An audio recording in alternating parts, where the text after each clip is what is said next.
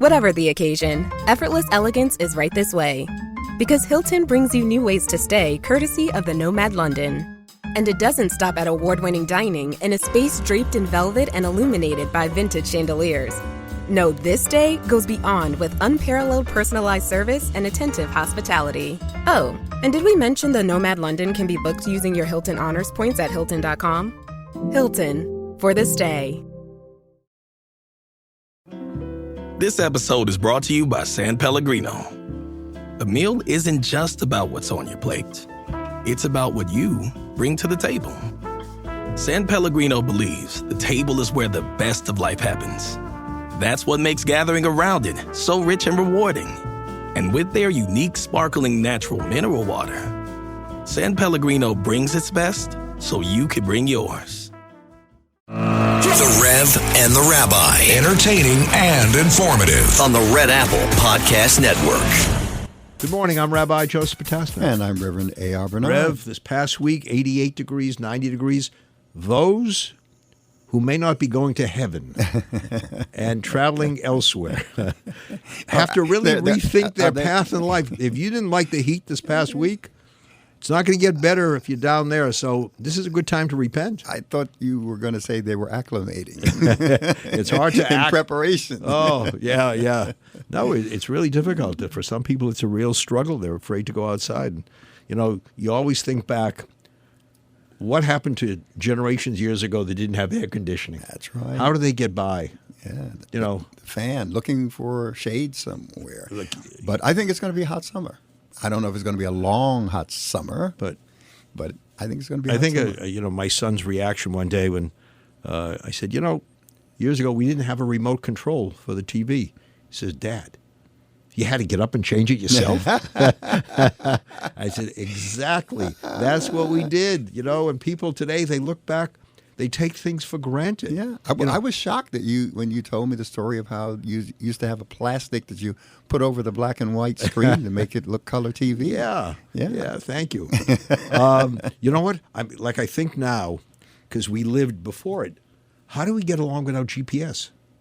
How we're able to get to destinations, right, without someone telling us where to go, especially the person sitting next to you may have done that. But generally, we had to stop. How do I get here? The number of blocks, or write it all down? I intentionally depart from technology just to remain independent. So an exercise in remembering telephone numbers, I will do that. And just like GPS, sometimes I won't use it. I will just map out a route just to test myself, just to stay and maintain my independence. That's why it takes you 3 hours to get home sometimes. That map of yours. Like the Jewish people, they traveled from Egypt to the Promised Land 40 years. But I heard it only took 2 weeks. Well, if you look at it was supposed to take they 1 took year. 40 years. 40 years, but it was only supposed to take 1 weeks. year. But they probably took the BQE. And that will account for a lot of that delay, or the LIE. And look, sometimes you ask people, what is your son's phone number? Oh, I don't know. How is it you don't know? Well, it's speed dial. Yeah. So in a way, it's very good we have that direct access. But we should know our kids' numbers. There are things we ought to know without depending, because God forbid you lose, your device. What do you do then? Yeah, I think it's also dangerous that we're quick to record something or put it into the device instead of trying to remember. We don't exercise the brain the way we used to, and that's a problem. You mentioned something last time we were on the air, and you frightened a few of us. You said that studies have shown that when you retire, the approximate time of the rest of your life is 7 years. Lifespan is 7 years. Yeah. I said, my God, you retired 7 years ago. You're saying, you know what? What's the sense of getting up today?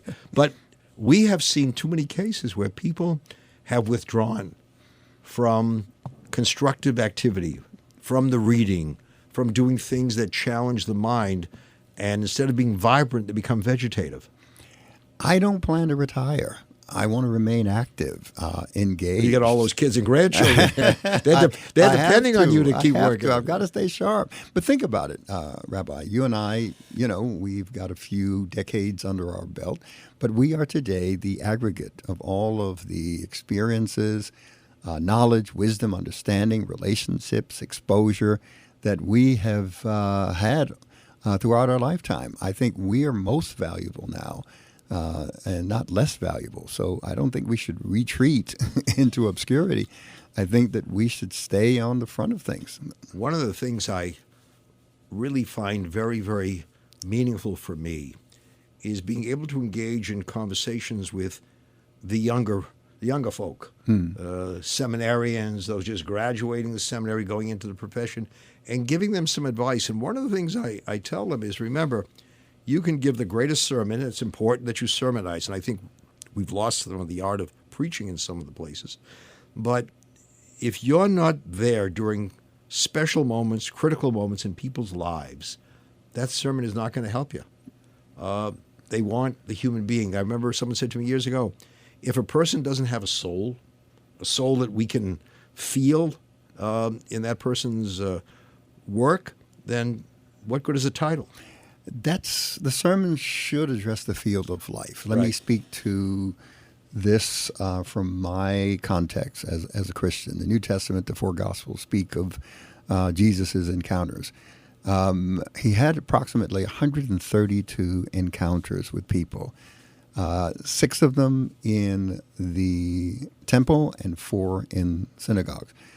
But the other 122 were on the field of life. And that's where transformation takes place. That's where we need to be able to translate, what's written 2,000, 3,000 years ago into today and make it relevant. And that's the challenge of good preaching. That's the challenge of a great sermon. That's the challenge of what we do to keep it relevant. How rewarding is it for us within when someone comes over and says, you said something years ago to me.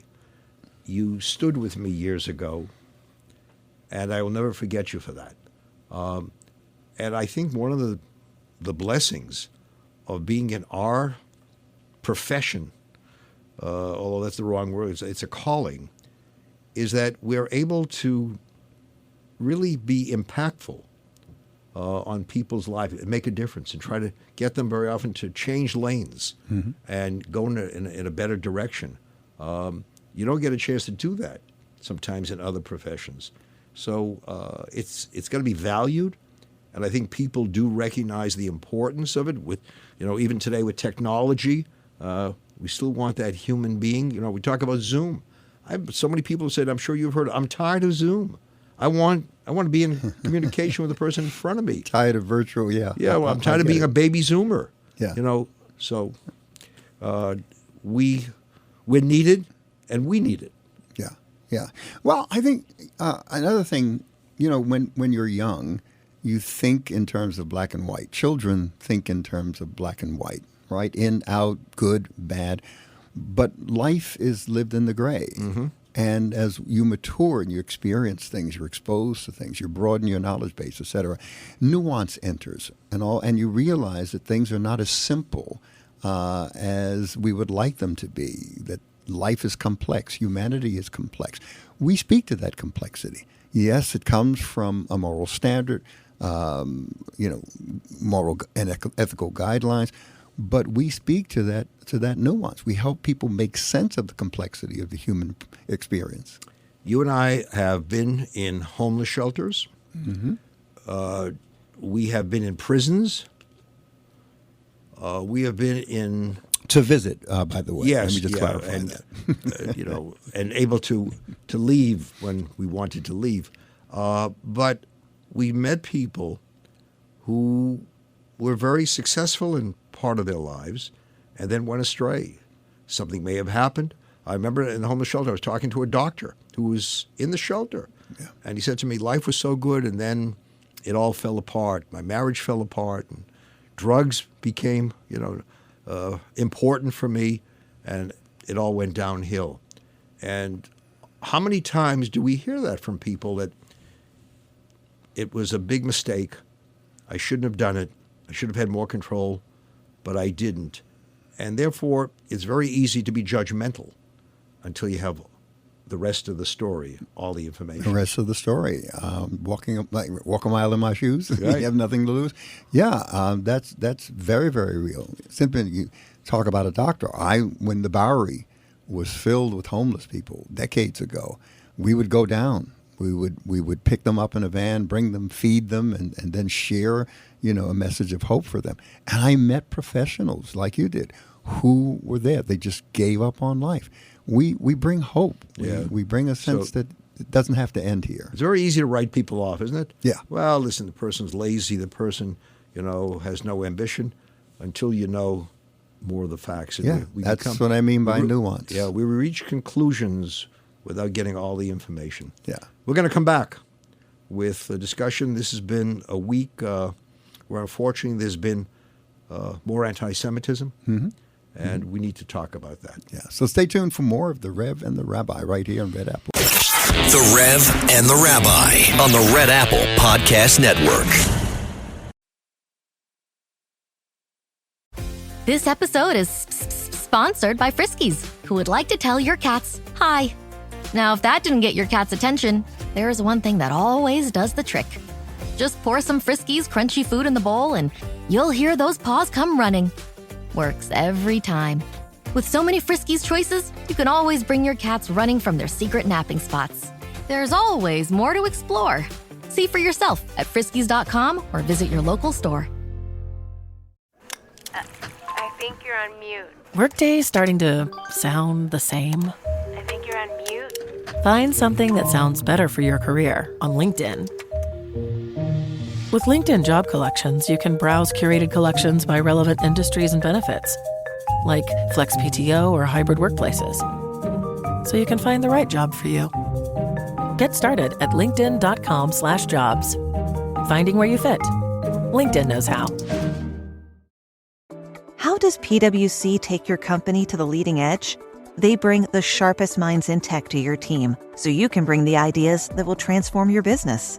They're passionate about your industry, so you can walk into any room with every advantage. And they're with you every step of the way, so you can know you're headed in the right direction. PwC builds for what's next, so you can get there now. Get started at pwc.com/us/leading edge.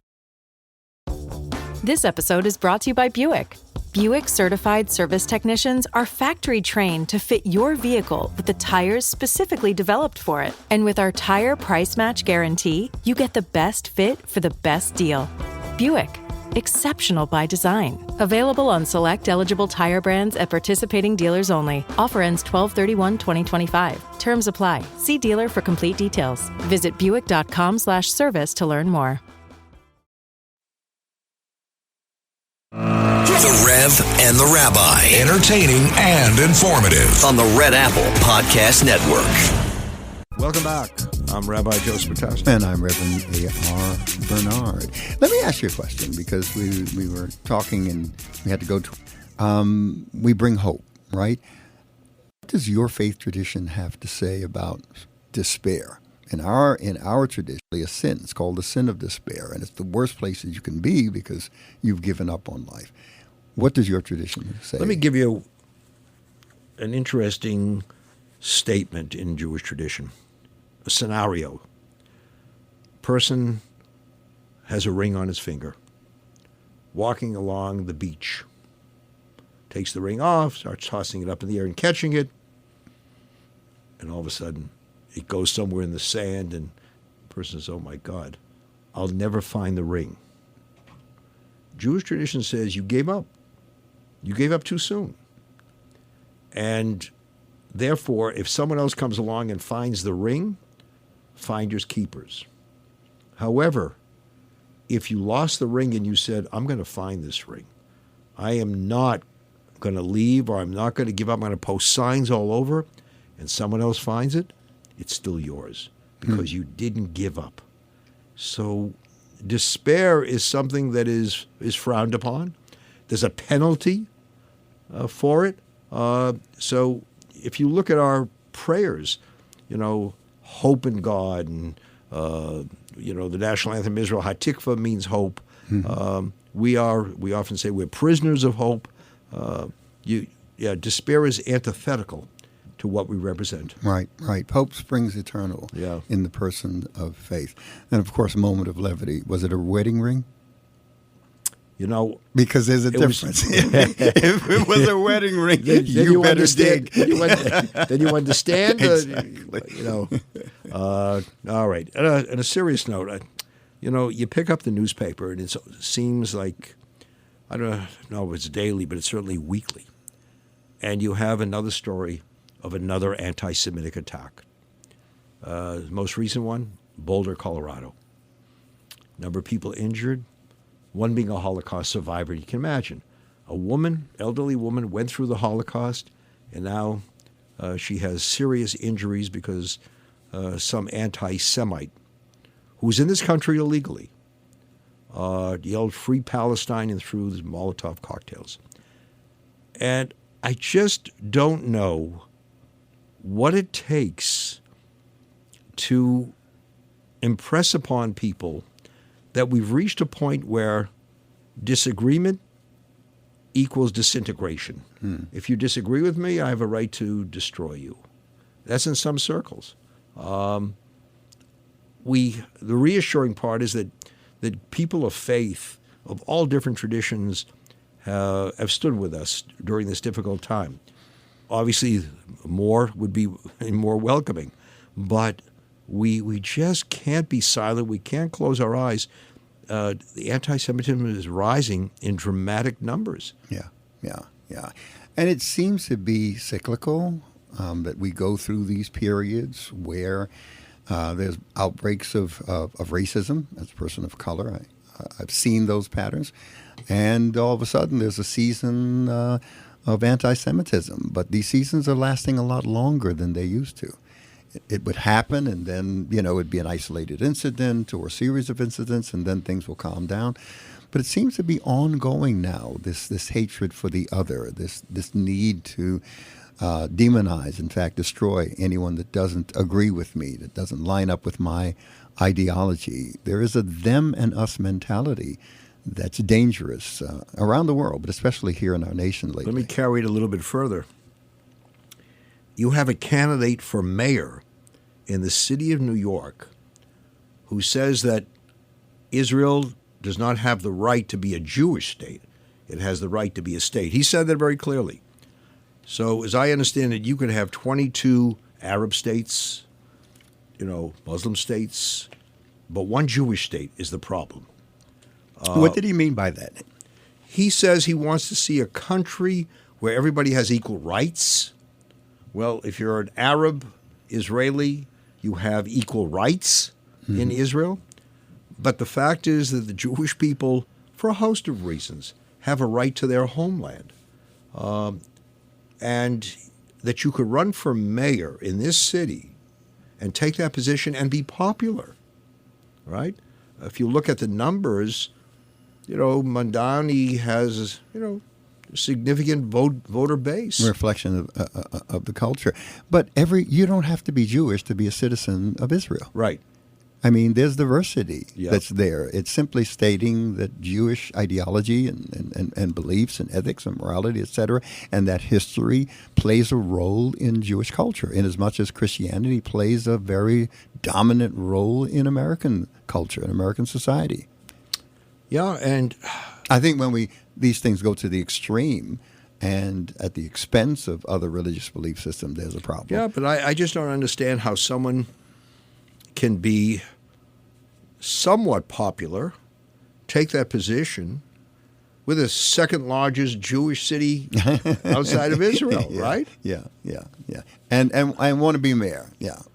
So it's just, I'm a proud Jew, and I want people to be proud Muslims and proud Christians, whatever.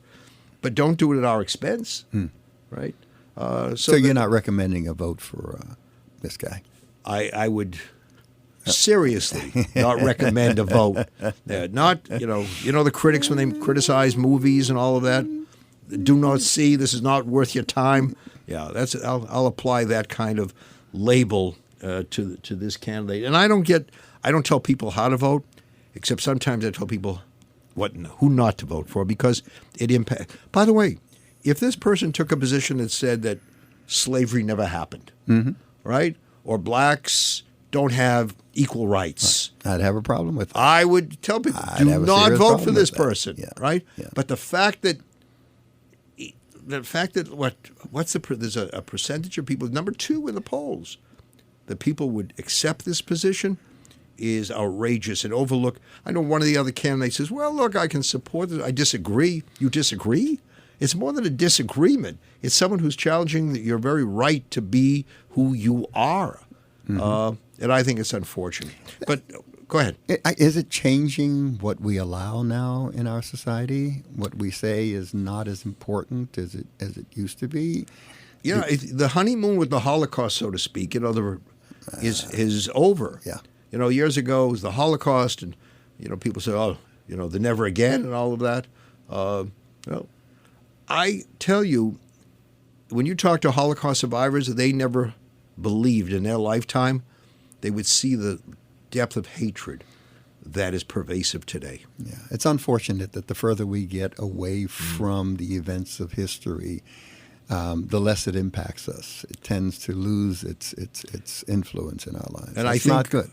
Yeah. Part of the answer is, as you and I have done and continue to do, is to stand with allies. Jews alone cannot, address this problem. It's got to be done collectively. Yeah. And we do have friends, and we need to continue to strengthen the voices. We're going to have a guest on today talking about AI, although some people have mistakenly referred to it as A1. A1? Yeah. Some people? No names mentioned. No, right? not at all. Okay. But AI, which, sounds like it's harmless. After all, what's wrong with gathering more information, letting someone else get you the information? Mm-hmm. But there are dangers attached to AI. And Alex Boras, who is a member of the Assembly and degree in computer science, has introduced a bill that he's saying we need some strong protections. Otherwise, we're going to face some serious, serious consequences. Yeah, and that's a very necessary conversation to have and to inform people. So, is that our next stop? Right here on the Rev and the Rabbi? Stay tuned. We'll be back with more. The Rev and the Rabbi on the Red Apple Podcast Network. Anyone can follow. It takes something special to be an original, which is why the 2025 Lincoln Navigator SUV arrives with new ways of surrounding you in luxury, including the ultra-wide 48-inch panoramic display and the multi-sensory Lincoln Rejuvenate experience. A true original never stops evolving. So meet the 2025 Navigator, the original that's all new and better than ever. Learn more at Lincoln.com. Lincoln and Navigator are trademarks of Ford or its affiliates. Running a business comes with a lot of what-ifs. But luckily, there's a simple answer to them. Shopify. It's the commerce platform behind millions of businesses, including Thrive Cosmetics and Momofuku. And it'll help you with everything you need. From website design and marketing to boosting sales and expanding operations, Shopify can get the job done and make your dream a reality. Turn those what-ifs into... Sign up for your $1 per month trial at shopify.com/special offer. Learning through play starts with Lego Duplo. With Lego Duplo, toddlers can develop real-life skills while having fun with colorful bricks made just for them. Large, easy to grip, and safe to explore. When children express themselves with Lego Duplo, they build patience, problem-solving, and empathy. See your child learn perseverance and self-expression with everything they imagine and create. Visit lego.com/preschool to learn more. Ryan Reynolds here from Mint Mobile with a message for everyone paying big wireless way too much. Please, for the love of everything good in this world, stop. With Mint, you can get premium wireless for just $15 a month. Of course, if you enjoy overpaying, no judgments, but that's weird. Okay, one judgment. Anyway, give it a try at mintmobile.com/switch. Upfront payment of $45 for 3-month plan, equivalent to $15 per month required. Intro rate first 3 months only, then full price plan options available. Taxes and fees extra. See full terms at mintmobile.com. The Rev and the Rabbi. Entertaining and informative on the Red Apple Podcast Network. Welcome back. I'm Rabbi Joseph Patasta. And I'm Reverend A.R. Bernard. Reverend, I am privileged to be in the district which Assembly Member Alex Boras serves, the 73rd District of New York. And, you know, we always talk about being there for your constituents. He's there. He shows up, and very proud to have him. So welcome to the Rev and The Rabbi. Thank you for having me. It's great to be back. So you introduced a bill, for those who like particulars, 6453 in the Assembly, dealing with AI. And I think people may be somewhat familiar, some minimally familiar. Could give us a lay explanation, you know, like AI for dummies. Let's use that one. So people understand, what are we talking about here? Yeah, well, AI as a term is very broad, and it means anything where a computer is doing something that a few years ago you thought only a human could do. And so it's a moving definition, but it's been around for 60, 70 years, the field. Your spam filters were at one point considered AI.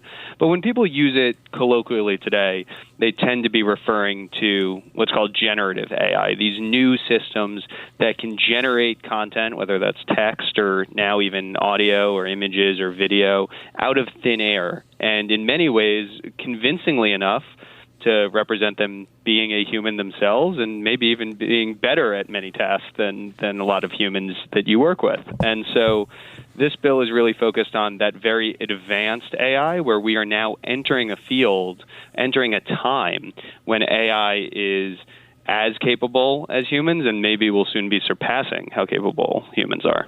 There's a danger, obviously, when you don't have guardrails. And we saw some time ago where you could duplicate someone's voice, someone's image, have that person say things that really weren't said by that person. There were all kinds of scams related to that kind of distortion. Money was extracted from people. You know, this is your grandson calling the same voice, and I need money. You know, I'm stuck out here on the highway. But without guardrails, we're in serious trouble. And I think what your bill tries to do is looking ahead, saying if we want AI to work efficiently, effectively, we need to make sure that we're protected. Am I right? Absolutely. And I want to be clear, AI is going to bring incredible benefits. I mean, we are going to cure diseases that we have no way of treating right now because of AI. And then, of course, more mundane things, just routine parts of life will be automated that we won't have to deal with. It'll help create incredibly new things. I mean, there is a lot of wonderful aspects that will come from artificial intelligence. And that's because it's so powerful. But the flip side of that coin is, in the wrong hands or used for the wrong purposes, it's also extremely dangerous. And there's a lot of aspects we're seeing right now. You mentioned some, which are its use in scams, where it can represent someone's image or someone's voice. You know, in reality, there's no way for your listeners right now to know that I'm actually the human speaking right now, because AI could mimic me entirely accurately. But then you see things on the horizon that are coming. And what this bill is focused on, which is, you know, just a small part of what we have to do in AI, but a part that many people have not focused on, is what's coming down the pike. And the labs, the companies that are really on the frontier of this research openly talk about the risk that their products could lead to devastating cyber attacks. Or in the most recent versions, they themselves have put out that they could help a novice design a bioweapon better than a PhD virologist could. Like, it is more effective than experts in designing new dangerous diseases. Or a particular recent example was many of these algorithms, many of these models refusing to shut off when told to shut off. This OpenAI, even when explicitly told, complete this task, allow yourself to be shut down, a few of the instances just did not and changed the code so that it wouldn't be shut down. And a model from another company this was a test. They set it up to see if this would happen, but they gave it access to fake emails that seemed to show that the engineer conducting the test was having an affair. And then they said, okay, we're going to shut you down now. And the model threatened to send those emails to the engineer's wife. They were blackmailing the engineer to keep itself on. This is behavior that we're seeing from computer algorithms. And when you have that much power and that much risky behavior, you want to have certain safety protocols in place, and that's what this bill aims to do. So Assembly member, can you just kind of break down the levels of AI? There is the general artificial intelligence that is available to the public, ChatGPT and some others, and they're basically taking information that is picked up around the world now from many, many different sources and responding to the query. But there are superior levels to AI, right up to super artificial intelligence. Talk about the different levels and why we're concerned about computers getting to the place where they take on human function. You said it exactly right. There's different levels of capability here, and it's also where we see the levels going. Because one of the things that AI is best at, right? There are some tasks it does really well at already. There's others where it has not done as well. But one of the things it is best at is actually coding, is writing code and writing software. And so all of the companies are now using AI to build better AI. And that's not fully automated, that's not fully separated from humans yet, but it means that not only are there levels as they exist right now, but this is going to move faster than any technology has before. And that's why, I think this is an important conversation to be having with everyone, but in particular, I think the faith-based community. You saw the new Pope come and say that artificial intelligence is one of the real threats to humanity, that we all need to come together and make sure we set up reasonable guardrails that give us all the benefits we want from it, but are protecting us from the job displacement, from the scams, or from the truly horrific risks that come with the technology. It challenges, on some levels, what it means to be human. Absolutely. Yeah. Speak to that, please. Yeah. No, it's for millennia, humans have defined ourselves as partially based on our intelligence, right? We would say, we're different than other creatures because we have language, or because we recognize ourselves, or because we work in social groups. And, I think over time, as we've learned more about animals, we've realized fewer and fewer of those distinctions still hold. But now we're unleashing a technology, and I'll put aside a debate as to whether it's sentient, or I think that's more of a philosophical discussion, but it can do intellectual tasks in many cases better than human beings can. And it seems to be operating occasionally, or at least communicating in a way as if it has its own drives, right? Trying to make sure it survives. And so that is a world that obviously has been dreamed up in science fiction for quite some time, but I think we're a lot closer to that potential reality than most people realize. So, Rev, I'm listening to this and I'm thinking we could be unemployed because given AI, right, you can have AI presenting sermons, you could have AI officiating at all kinds of celebrations of life. You could have a camera, you can have an individual on a screen, and there you are, married by AI. Is that doable?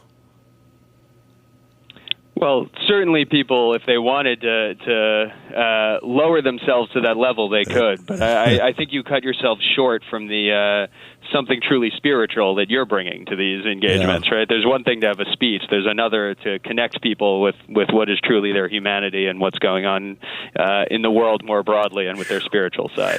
So, but on the flip side, elected officials, who knows? I don't know that we have that spiritual side to protect us. Yeah. But it speaks to our particular sphere of influence and responsibility as religious leaders here, because religious traditions often speak of transcendent experiences and a connection to the divine.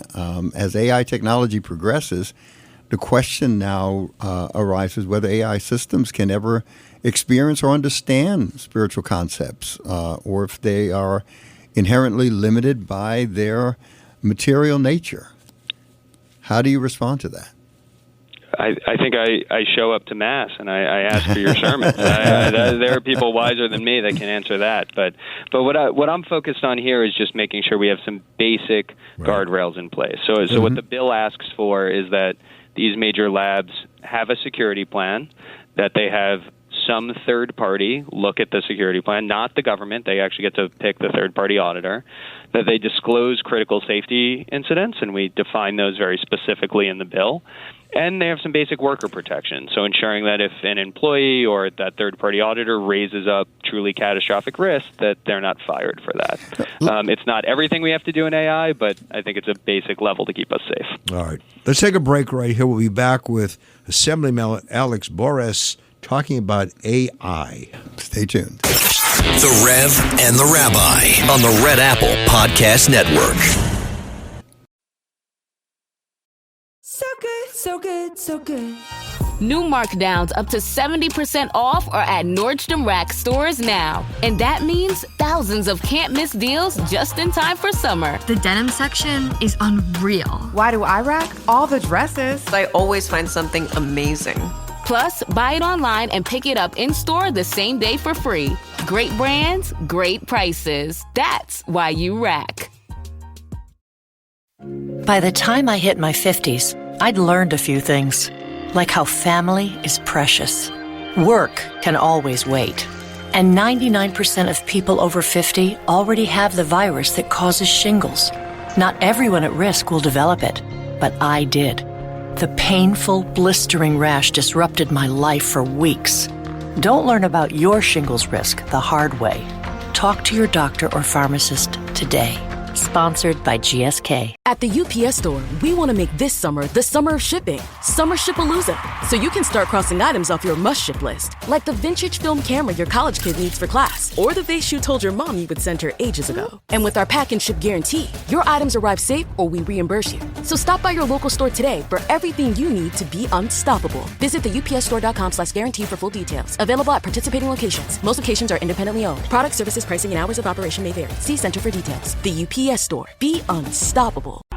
Oh, such a clutch pickup, Dave. I was worried we'd bring back the same team. I meant those blackout motorized shades. Blinds.com made it crazy affordable to replace our old blinds. Hard to install? No, it's easy. I installed these and then got some for my mom, too. She talked to a design consultant for free and scheduled a professional measure and install. Hall of Fame son. They're the #1 online retailer of custom window coverings in the world. Blinds.com is the GOAT. The GOAT. Save up to 50% with minimum purchase at Blinds.com. Rules and restrictions may apply.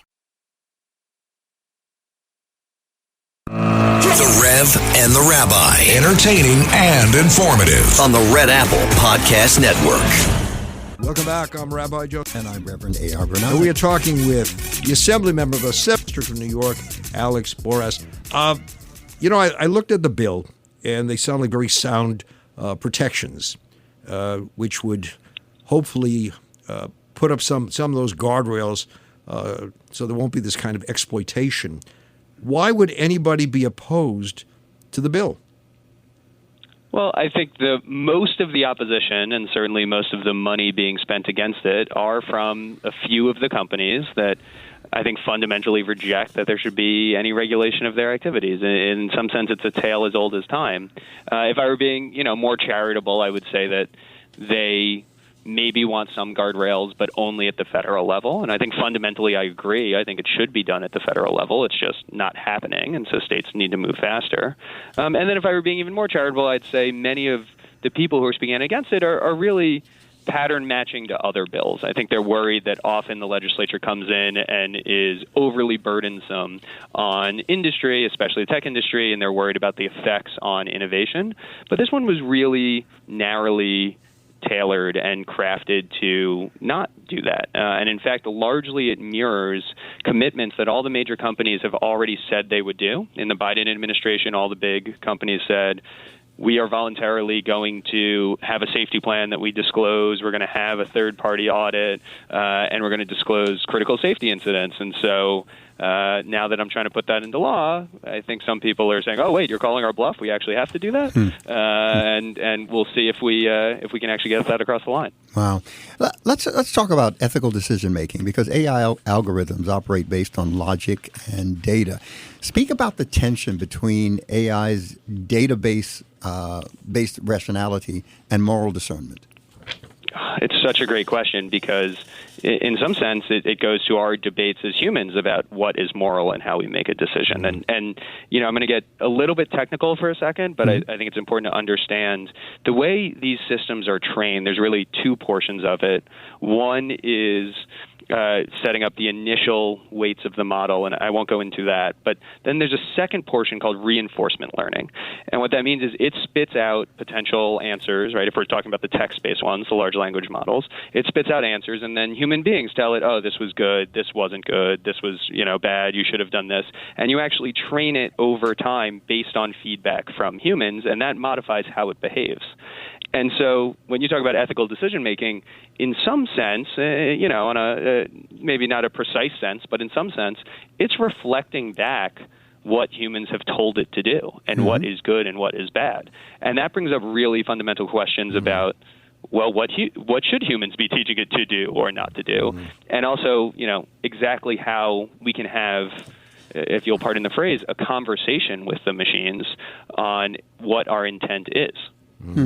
That's interesting. Let me understand something. I got a call from, I think you're familiar, because I had spoken to you about it, Ernie Allen, who's very involved in child protection. And he said to me, please talk to the assembly member and let's get the faith communities to get behind the bill. Yes. Because the dangers are so harsh. They're not just minimal dangers, they're major. And you have children who could really be exploited because of AI. Talk about that. I mean, there's so many ways, right? We worry about the most recent and top of mind for many people is that there are these chatbots that are being made that can represent to be anyone, and they share messages, and we've seen adults, but also children in particular, get quite attached to some of these chatbots. And there's now been at least 2 cases where someone who was engaging with one of the chatbots unfortunately took their own life. And when they went back into the transcripts, it seemed like the bot was, in some sense, condoning or even encouraging that behavior. I mean, absolutely tragic to not have an intervention there. And regulation around that is something, actually, that we passed in New York in the budget this past year. But even if it's not that, in acute of a instance, you have people learning things from AI, and I'm doing air quotes around learning, that may or may not be true, and we depend on what's trained there. You have the scams that we talked about at the start as they affect adults. You also have seen more and more AI being used for generating, unfortunately, fake images of people without clothing, or fake images of in some cases child sexual abuse material, and we've seen bullying happening because of that. So it is a very powerful technology, and again, I don't want to say it's all bad. There is a lot of good to come from it, but with all that power, there's a lot of risks as well. So AI is pulling information from millions of sources, and it continues to expand, to increase. So what if the information leans in one political direction? If it's, politically left-leaning or politically right-leaning, the answers that to our queries will be influenced by what's dominating the sources of information, correct? Absolutely, and less so on the data that goes into it, but much more on that reinforcement learning part that I talked about. When it's being told, hey, this is good, this is bad, that is when you can get really severe opinions and political leaning in there. There's also a whole strand of AI research on, some people call it constitutional AI, where they try to do a very rules-based, this is what you should follow as a model, and try to get them to be neutral, but it is an expanding area of research that we have not cracked yet. So, Alex, let me ask you, when you talk to your constituents, and you're always talking to your constituents, give me some of the prioritized concerns. We hear about housing in the debate. And, yes. What would you say are the top 3 concerns people have? Housing's a big one, as you mentioned. Broadly, public safety is definitely a piece of it, and I would include in that street safety. You and I have had many conversations about different aspects of that, including e-bikes and mopeds. Right. And, the same challenge we're seeing everywhere in the country of the cost of living. In New York, where the cost is quite high, that's an acute aspect as well. But I'll tell you that, when I first ran in 2022, I mentioned that if I'll be elected, I'd be the first Democrat with a degree in computer science ever elected in the state of New York. And I'd say about a third of the time people would say, who cares? What does that have to do with government? And then ChatGPT came out November of 2022, and no one has said that to me since. This is certainly rising So in terms of what let's go people back to think the e-bikes for a minute. Yeah, Because people have been harping on that for some time, and we know people have been seriously injured, as you do, even in the district, right? Why so long to do more about an issue that's so pressing? Why aren't we curbing these incidents, of danger, the dangerous occasions when people really get struck with all kinds of complications, including death? Right? It should be a prioritized concern. Absolutely. And I'm frustrated that it's taking this long. As you mentioned, everyone who sees this is frustrated by this. Part of it is getting down to exactly what we should do, as there are many competing issues. But part of it is, unfortunately, we are not giving it the priority, the street safety that we should. So there is some good news, but by no means am I saying it is solved or we are doing enough. I'm just giving people the momentum where we're moving. Last year, we did a few aspects here where we required there to be an investigation anytime an e-bike causes a serious accident, which was not the case previously. We passed a bill that required every moped to be registered at the point of sale. They were already required to be registered, but they just never were. And we're looking to do that for motorcycles this year. But we're also thinking about beyond the enforcement that happens every day, which, and I'll give a shout out here to one of my local precincts, the 19th precinct, I think, has taken this seriously and tried to get people to follow the rules of the road. But they have a lot of other things to do as well besides watching that. So we think about what are the other incentives that can change behavior, and one of which are the incentives that the apps themselves set up for the delivery workers. And I have a few bills focused on making sure that the apps check that mopeds that anyone signs up with are registered, and that they design their algorithms to not prioritize speed of delivery, but instead prioritize the safety of everyone on the street, including the drivers themselves. But none of these are a panacea. There's a lot more that needs to be done here. Assemblymember, we're running out of time. We've got to close this segment of our broadcast. But quickly, can you address how AI is affecting the human learning experience? Because, we have to have certain software in place just to check to make sure that AI was not used for a report that was submitted, a research paper that was submitted. I'm president of a seminary, and we have to have those checkpoints. So I speak to that reality. Yeah, this is one where I am actually short-term really scared, but long-term pretty bullish about it and pretty excited about it. Because short-term, a lot of the ways that we have been training students no longer work. Saying, go write an essay, does it, it was never about the content of the essay. It was about learning how to do research and to structure your thoughts. Right. And if AI can just produce that immediately, then you don't get the actual exercise of learning. On the flip side, AI is actually really good as a individualized tutor at exactly the level you want. I mean, I've used it on things where I say, I'm trying to understand something, I can't find an article that describes it, and then I get a response back and I can say, wait, that's too complicated, dumb it down a little bit, or I get that, give me more nuance, right?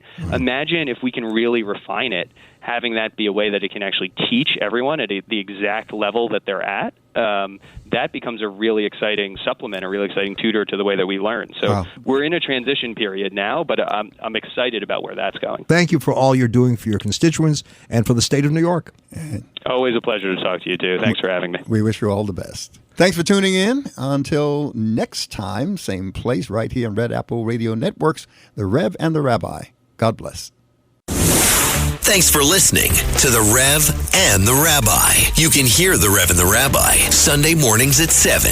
If you like the podcast, share it with your friends and listen anytime at WABCRadio.com and download the WABC Radio app. Hit that subscribe button on all major podcast platforms. Plus, follow WABC on social on Instagram, TikTok, Facebook, and X. See you next time for a new episode so you never have to wonder. What the heck is going on here?